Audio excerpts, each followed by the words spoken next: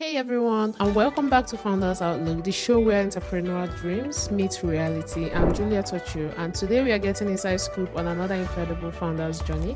Whether you're building your own business, thinking about starting one, or just love hearing how great ideas come to life, you're in the right place. Let's jump in and see businesses through a founder's eyes.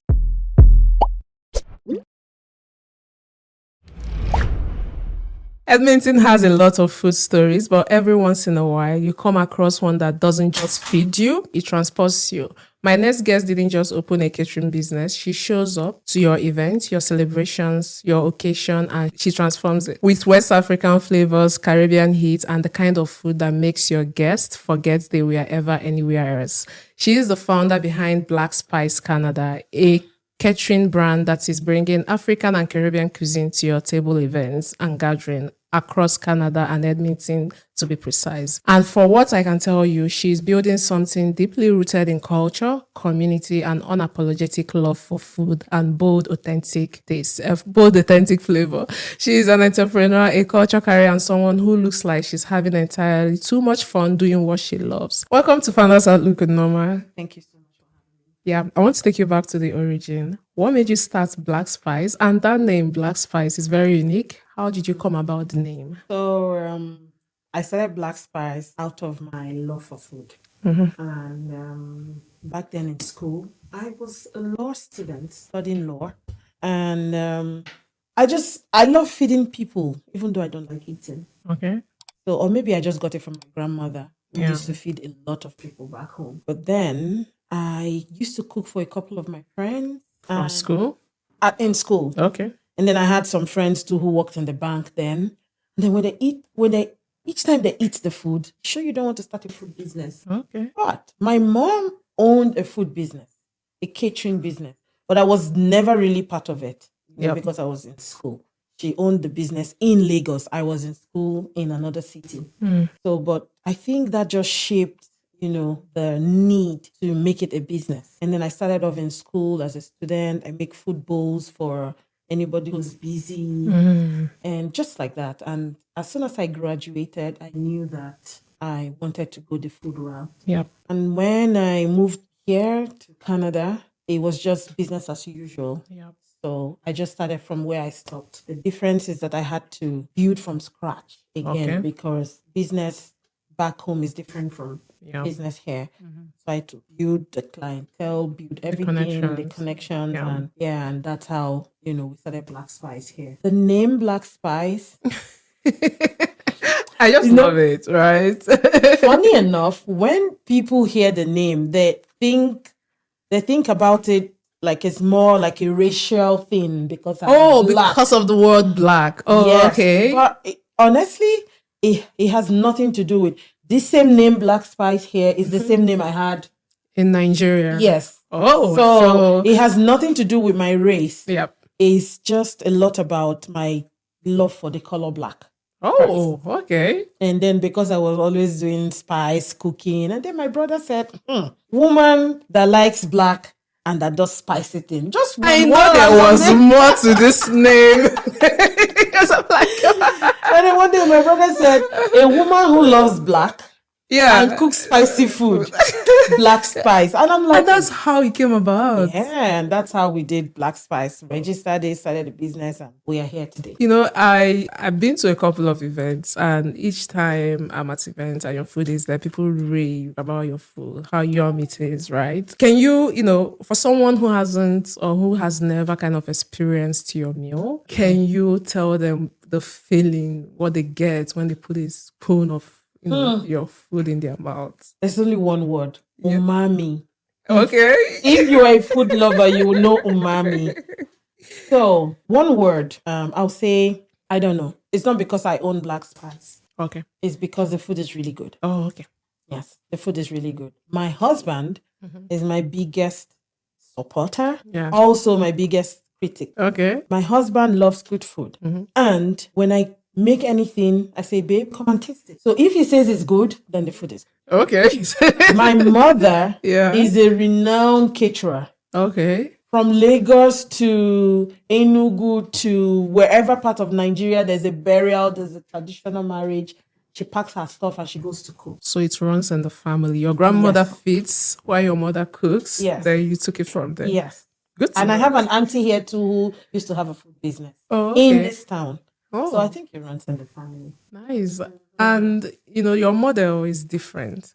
You don't own like a brick and mortar kind of model. You go wherever the event is. Yes. What is the advantage of such food business model, and what would you say is the disadvantage? So the advantage for me is the flexibility and the fact that I'm not burying funds into the business, Paying rent, utilities, and all. paying employees, Yeah. and all that. The disadvantage might just be that, that everyday reoccurring Or sales. working clients. Yeah. Yes, you don't have them. I don't think, like I said, it's not a disadvantage per se, because it depends on the structure and how you want to structure your business and how you want to run it. Yeah. In the future, maybe we can look into, expanding the hospitality to having restaurants, chains of restaurants. But for now, the catering is the goal. On demand. This party wants jollof, make jollof. This party wants this, make that. So what's the hardest part of running a catering business that no one wants you about? Is it like you have bad clients, or is it committing to the event, or is it setting up? What's the hardest part of running a catering business that no one wants you about?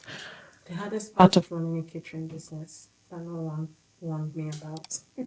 That should be the amount of integrity you need to excel in your niche. See, if you are a food business owner, there's a level of integrity that you need to make people trust you with what they put in their stomach.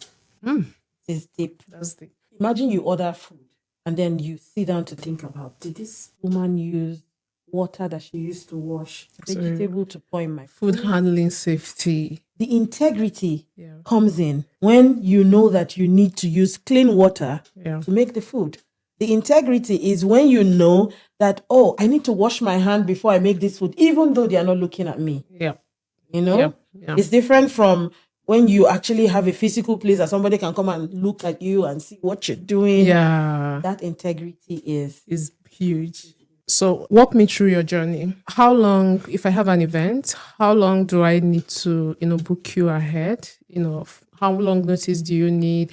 Is there a place people can go to see your availability? How do you manage booking and orders and timing? So usually we'll tell people, apart from event catering, we also make food bowls. Okay. Trays for people who just want to stock up their house or have a party in their own house. It's not just the big events all the time. And we also have something that we started last year, which is the frozen food section of Blacks. Yeah, it is not very popular because it's only people who know that we do it patronize us. But so what's that? So we have a particular quantity of food bowl that we have to make for you at every time you order.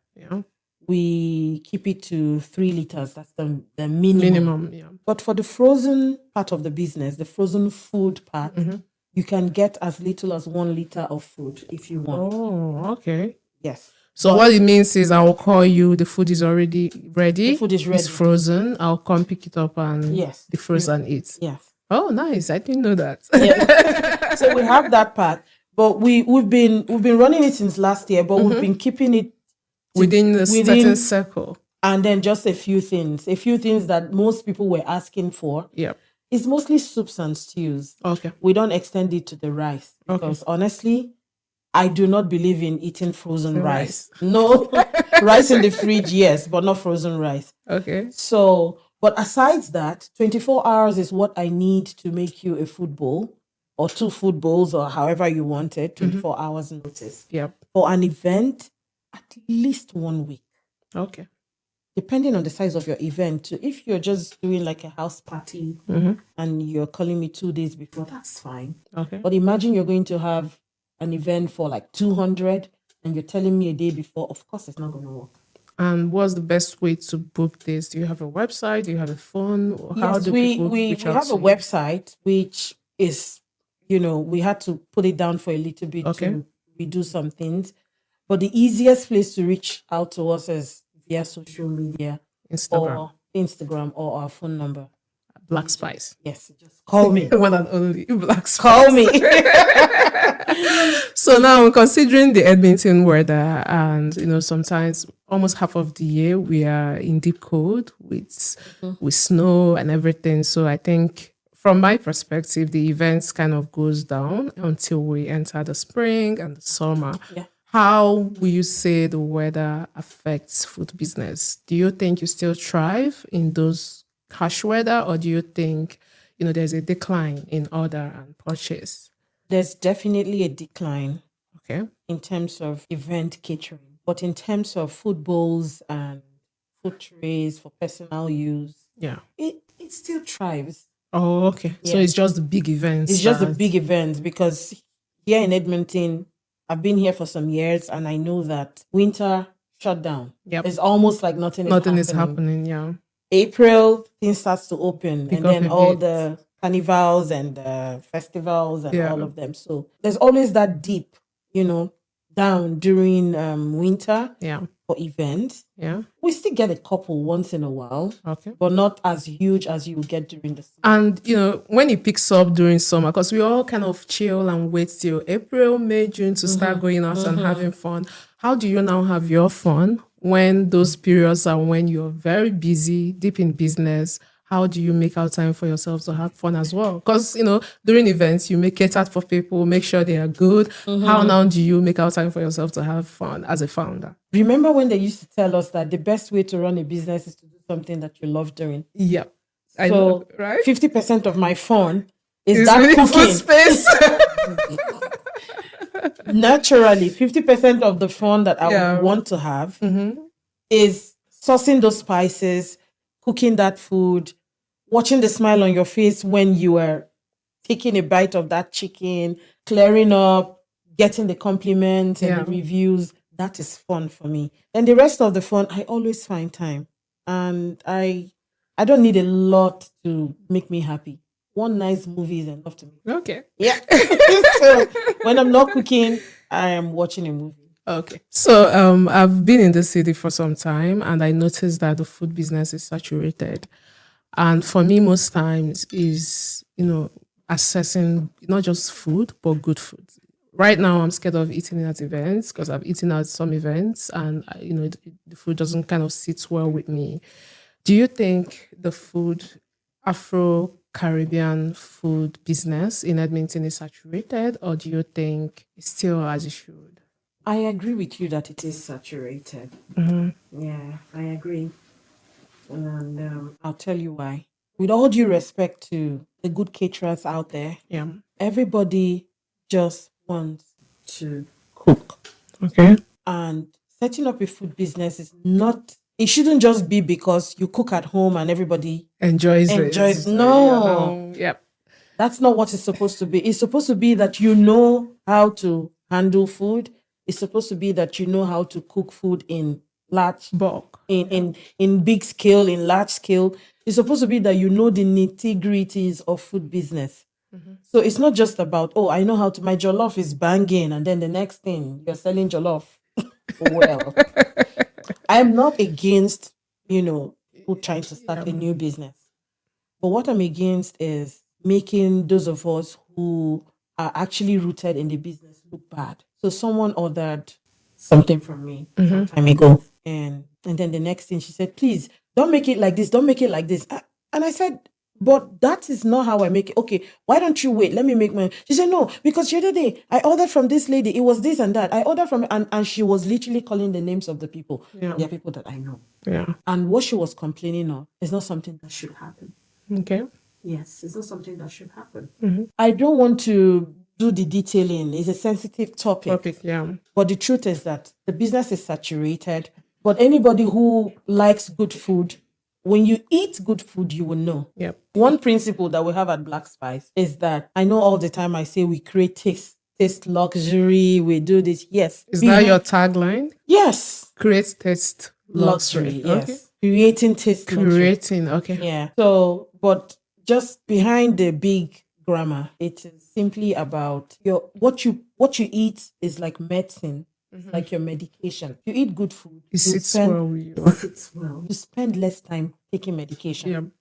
So I cannot serve what I cannot eat. Yeah. Most caterers, they have home food and they have the business food. Yeah. No. When I cook for a client, anyone that I have left goes back into the fridge for my husband to eat. So you essentially cook what you can feed your family. Yes. So that's the quality. And will you tie this to different pricing that we see in terms of, because I've called different caterers, I've ordered food, I've hosted events. I've noticed that what you buy a tray of rice from this vendor is different from what you buy from the other vendor. Would that, contribute to it? In a way, yes. We have two types of caterers, two categories of caterers. Yeah. Yes. One group is the group that believes that if Black Spice is charging 200 for a tray of rice, I can also charge 200, and yet the quality is different. But there's another group that says if this is not just about me. I'm just using this as an example. Yeah. There's another group that will say if Black Spice is charging 200, I want to charge 100 so that I can get the client. Yeah. Maybe the quality is the same. Maybe not. Yeah. See? So the pricing thing is very tricky. Yeah. It is very tricky. I think there was a day I was walking through the streets of Instagram and I saw a woman. She said she's a professor of food costing. Yeah.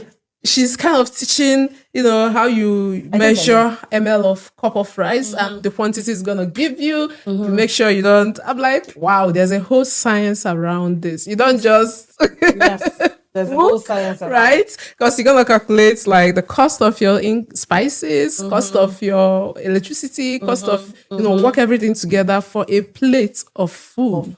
Yes.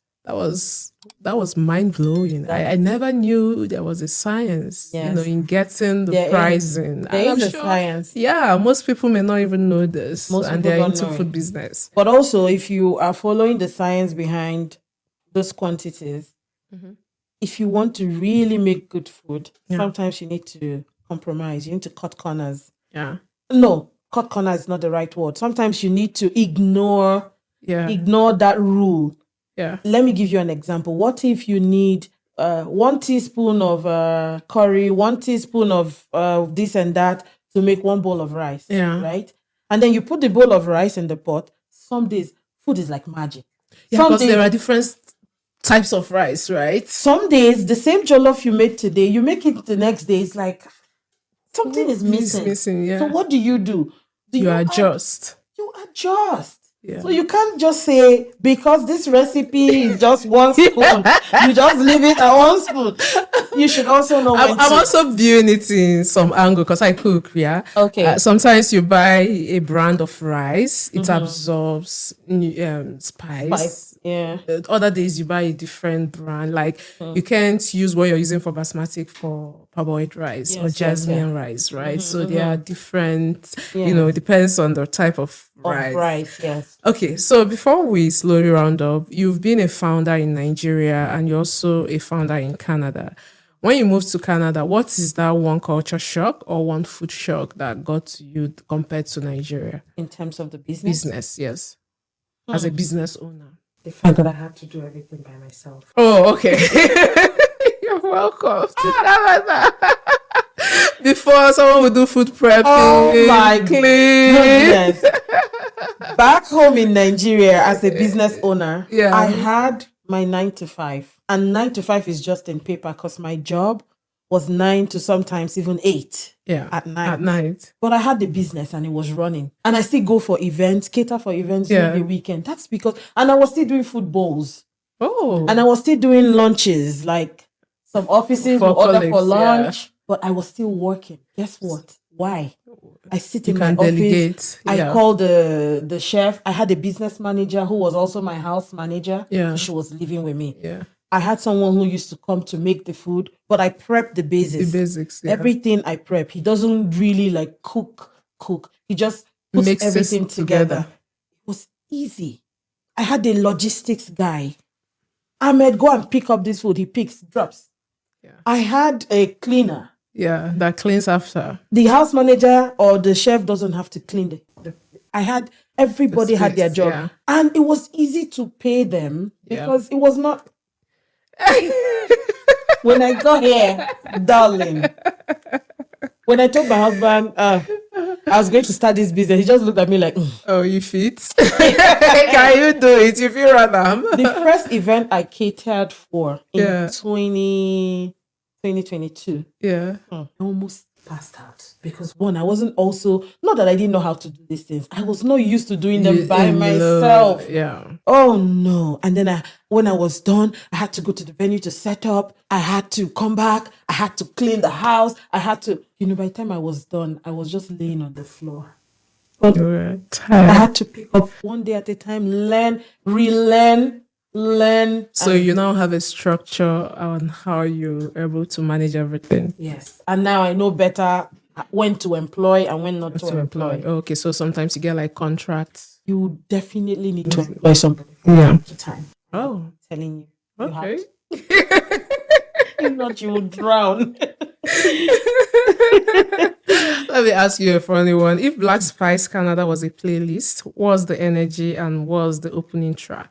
This question is like Jambo. Okay. What's the energy? And what's the opening track? Yeah, or what's the energy? Let me say the energy will be Afrobeat. Abby. Baby, sweet Fanta, dialogue. Okay, we'll do the what's it called? Rapid fire question.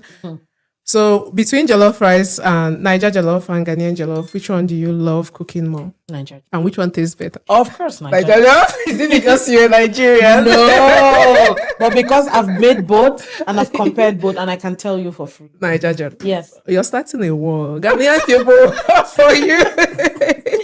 Best compliment a guest has ever given you about your meal, your food. I will need to choose from compliments to tell you the best because I They're get lots lots, of compliments. yeah. But someone once told me, since my grandmother died, I've never eaten any food. Ah, Yeah. that's deep. Until today. That's deep. This soup, it was a goosey soup. Okay. And he said this soup tastes Took like him my-" home. It took him, in fact, took him to his roots. Yes. Okay, so what's that one spice you absolutely cannot cook without? Would that be seasoning powder or seasoning cube? No, because everything, I wanted to say one spice, Or but pepper? yes, that should be it. Yeah, I think for every Nigerian, they need that kick in their food. I wanted to say crayfish because But, I do more crayfish than I do seasoning cubes. oh, okay. And that is, what it is expensive. It is, It's not yeah. sustainable. It is not. It is not. Yeah. But for me, that is my holy grail. That is how I want to build flavor with other things. Yeah. It's a healthier option than just loading your food with seasoning cubes and all. But why I didn't say crayfish is because there is no crayfish in jollof. Jollof. So pepper has to be it. Pepper. And what's that one signature dish that every guest or every client keeps coming for? That would be the pepper rice. Pepper rice. And that's the one I heard. And that's the one I tasted. Honestly, Yeah. that rice for some reason. Yeah. People love it. Everybody likes that rice. Okay. And it is not cheap to make. That's the problem. Yeah, because there are only shishi, all And I these cannot increase the fish. price and I can't stop making it. So I'm the just way you're making it. Yes, everybody like. And he won the best food at the Jack and Jollof. Oh, last year. wow. Yes. Nice. I didn't know about that. Okay. Yeah. Oh. That pepper rice won. So your pepper rice is award-winning rice. Award-winning black spice Rice. Thank you so much, Nneoma, for joining us today. It was so much fun chatting with you, and I can't wait to see where Black Spice will be in years to come. Yes. Yeah. We hope that. Oh no, we are certain that we're built for the top. And we're heading there. All right. Thank you so much for Nneoma, this is a package from Tribe City Studio. She's running a founder promo and she's giving it to every founder that comes to the show. She said we should give you this. Please endeavor to reach out to them to get your branded t-shirts, customizable items that you use for your business, especially now we are heading into summer.